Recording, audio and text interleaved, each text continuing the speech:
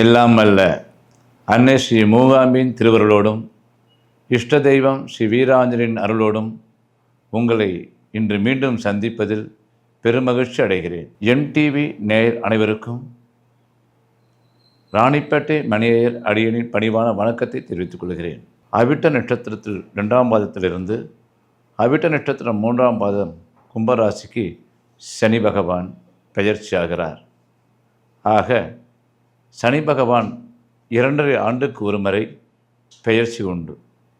இந்த முறை கடந்த 6 மாதத்துக்கு முன் மகர ராசியில் அதிச்சாரம் பெற்றதால் நாம் இந்த 2 வருடம் மட்டுமே அவர் இந்த ராசியில் சஞ்சரிப்பார். இதில் இருந்து எல்லோருக்கும் சுப அசுப பலன்களை தரப்போகிறார் என்பதை பார்க்கலாம். மேஷ ராசியில் பிறந்தவர்களுக்கு சனி பகவான் அற்புதமாக செய்யப்போகிறார். முதலில் உங்கள் ராசியை சனி 3ஆம் பார்வையாக பார்ப்பதால் ஆயுள் பாகம் நன்றாக இருக்கும்.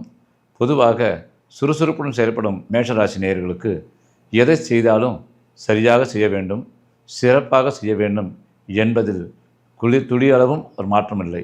அவர்கள் எப்போதுமே சிறப்பாக செய்வார்கள், நன்றாக செய்வார்கள்.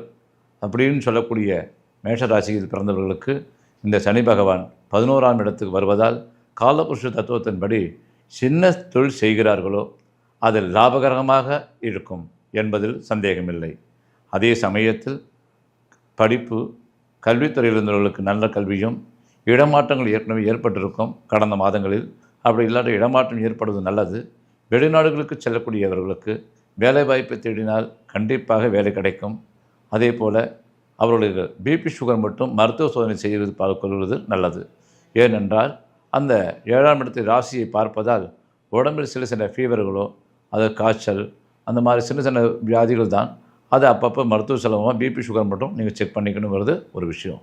அதே சமயத்தில் என்ன தொழில் செஞ்சாலும் அது லாபகரமாக செயல்படக்கூடியது, அடுத்த கட்டத்துக்கு வரக்கூடியதாக இருக்கும். ஒன்று, பூமி வாங்குவதோ விற்பனை செய்வதோ, பாதியில் நின்று கொண்டிருந்த கட்டடங்கள் முழுமையடைந்து கிரகப்பிரவேசம் பண்ணதற்கான வாய்ப்பு உருவாகும். வயதுக்கு ஏற்றால் போல கல்யாணம் ஆகாத சில குழந்தைகளுக்கு கரெக்டான அந்த பருவத்தில் இருக்கும்போது திருமணம் நடந்துவிடும். திருமணம் நடந்து 2 ஆண்டுகள் ஆகிவிட்டது, குழந்தை எதிர்பார்த்து கொண்டிருக்கிறோம் என்று சொன்னால் அது குழந்தை பாக்கியம் கிடைக்கும். ஏன்னா குரு நல்ல இடத்துல இருக்கிறார் தொடர்ந்து 1.5 ஆண்டு காலத்துக்கு. பொதுவாக ஒரு குரு 1.5 ஆண்டு இருக்கும்போது அதனுடைய ஜென்ம குருவாக இருக்கும்போது உங்களுக்கு குழந்தைகள் சில வயிறு சம்மந்தப்பட்ட பிரச்சனைகள் இருக்கும். 2ல் வரும்போது குடும்பங்கள் அமைத்துக்கான வாய்ப்பு உண்டு. அதனால தான் குழந்தை பாக்கியம் உண்டு அப்படின்னு சொல்கிறதுக்கான வாய்ப்பு. அதே மாதிரி நீங்கள் நீச்சல் தொழில் செஞ்சால் ரொம்ப நல்லாயிருக்கும். பொதுவாக அந்த லிக்யூடாக செய்யக்கூடிய acid, phenyl, milk, super market இந்த மாதிரி நீச்சல் தொழில்களை செஞ்சால் ரொம்ப நல்லாயிருக்கும்னு சொல்லலாம். ஏற்கனவே தொழில் செஞ்சுருந்துருந்தீங்கன்னா அந்த தொழில் அப்படியே விரிவடையும்னு சொல்லலாம். அதே மாதிரி கட்டடங்களோ வீடுகளோ வயதுக்கு ஏற்ற போல் நடக்கும். நான் 60 வயசு குருபலம் இருக்குது கல்யாணம் ஆகும்னு சொல்ல முடியாது.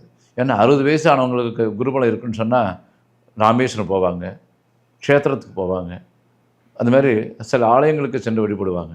அந்த மாதிரி கல்யாணத்துக்கு இருக்கிறவங்களுக்கு கல்யாணமும், குழந்தைக்கு சுபகிரகம்னு சொல்லுவாங்க குருவை. அந்த சுபகிரக நிகழ்ச்சி நடத்துறதுக்கான வாய்ப்பு எதை நம்ம எதிர்பார்க்குறோமோ அது நடக்கும் அப்படின்னு சொல்கிறது தான் குருவுடைய வேலை. அதனால் மேஷராசியை பொறுத்த வரைக்கும் இந்த சனி பலமாக இருக்கிறதுனால பொருளாதார ரீதியாக மேம்படும். சிறப்பான ஒரு அம்சத்துக்கும் திருக்கொள்ளிக்காடு சென்று வந்தீர்களேனால் கூடுதல் பலமாக இருக்கக்கூடிய அமைப்பு இருக்கும். மேஷ ராசியை பொறுத்த வரைக்கும் சிறப்பான சனிப்பெயர்ச்சி என்பதில் மாற்றமில்லை. அரசாங்கத்துக்கு செய்ய வேண்டியதோ, அரசாங்கத்தால் இவருக்கு நல்ல பலனும், அரசியல்வாதிகளுக்கு நல்ல ஒரு அரசியல்வாதிகளாக இருந்தால் அவருக்கு நல்ல கட்சியில் இருப்பாங்க, அந்த கட்சியில் முன்னேற்றம் அடுத்த பதவி கிடைக்கும்.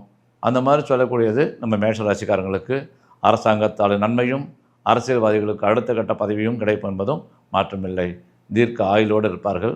எந்த விதமான மாற்றமில்லை. சிறு சிறு விஷயங்கள் தானே தர சின்ன பரிகாரங்கள் சொல்லப்பட்டிருக்கிறது.